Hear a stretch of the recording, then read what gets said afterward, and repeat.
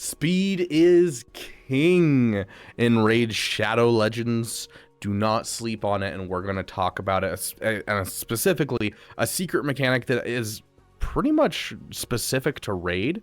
I was really surprised by this, and I want to talk about it. And so, yeah, we're going to jump right in. But before we jump right in, you should jump right into Raid Shadow Legends. If you follow that link down below or the QR code appearing above, you're going to get the wonderful Zargala, as well as getting some amazing stuff with the 6-year anniversary of the game. And as you play, you'll also get Ugo, which is going to be amazing to get you started. Thank you, Raid Shadow Legends, for sponsoring this video and this channel.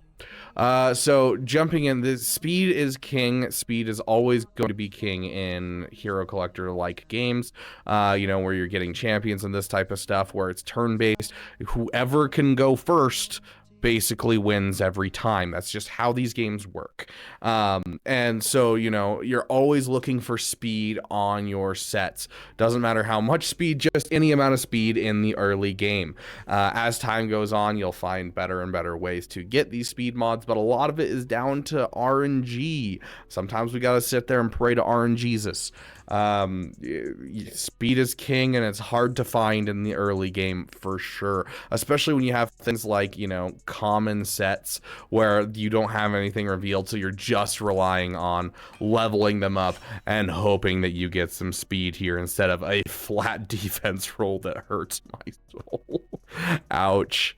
Ouch. But as time goes on, you will get gear that's going to have speed, and as you get more and more stuff that has speed, you'll take your stuff that doesn't have speed and you'll remove it off of your characters and then replace that stuff. And as you get things with even more speed, you'll take the stuff that has speed on it and move it over to other characters that are good, and your best characters are going to have those amazing ones.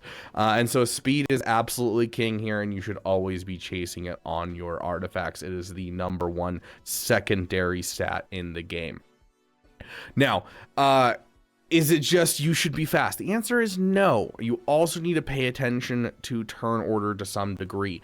This is very important in a lot of different ways. I want to give a very good example of Deacon Armstrong. I've been loving this character. I just got him last week.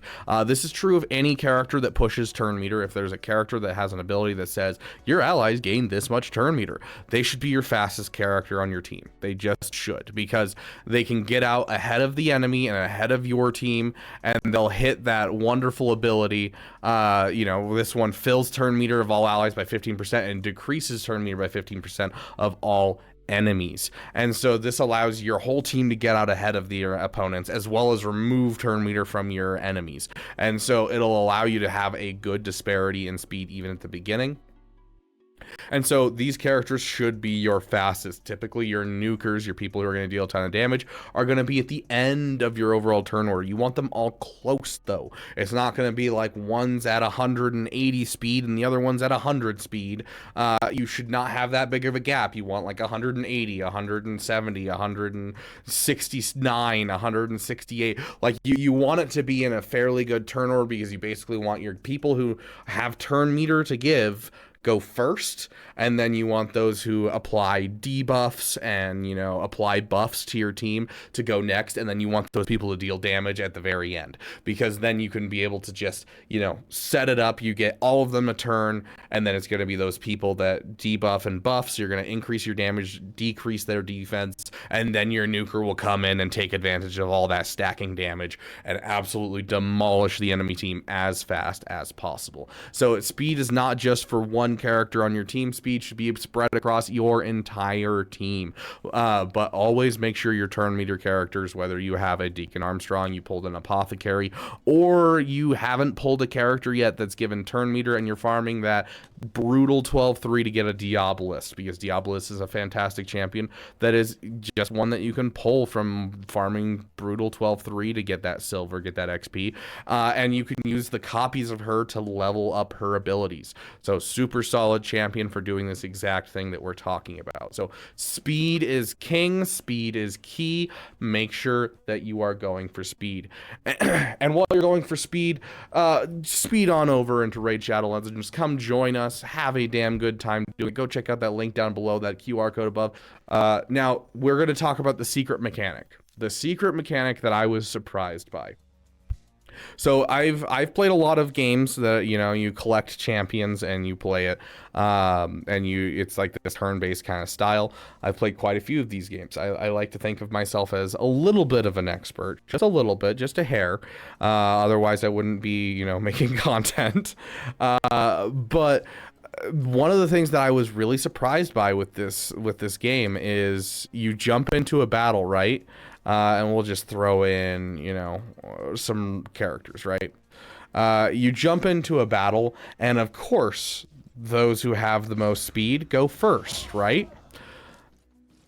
But you'll notice it doesn't keep turn meter between rounds, and so you can't set up, you know, you can actually set up your turn meter to be the same every single time, and that's what makes this so vitally important in Raid Shadow Legends, because you can have things set up exactly how you want them. It's not a guessing game of you just need to have everyone fast and then a general turn order is helpful. It's the general turn order is going to be prevalent the entire time you are playing this game, because a lot of the games that I've played in the past, you know, we're going in to fight this last person, right? We're going to use this guy to kill him in one tap because Sun Wukong is just that good. And so normally in a lot of these games, you'd see this turn meter where he has about a quarter of his turn meter. You know, we got about a third and about like an eighth of a turn meter. We'd go into the next round with this much turn meter.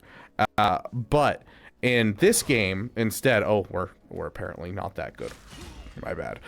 Instead of going in with that turn meter, instead it goes right back to our turn order. It resets the turn meter and goes right back into that turn order. So our champion that we have to give out speed goes first once again every single time, and so you can be able to set up your turn meter or your turn order really well, and it's not just something where it's helpful at the beginning of battle to make sure the beginning of battle goes well, but if you're going into any campaign level, into any raid boss, anything like that, you can guarantee that your turn order is going to be useful throughout the entirety of this whole shindig. You're going to be able to set up your speed, set up your debuffs, and set up your nukers in a row, regardless if it's round 1, round 2, round 3. You don't have to rely on, you know, hopefully my turn meter is in the right place. The game resets it every time, so that way you can guarantee how that your team is supposed to play is always going to play the same way, and I very much appreciate that. So maybe it's not a hidden mechanic to a lot of you. To me, it took me probably almost all the way through normal before I actually realized that it was doing this, and I was like, oh, interesting.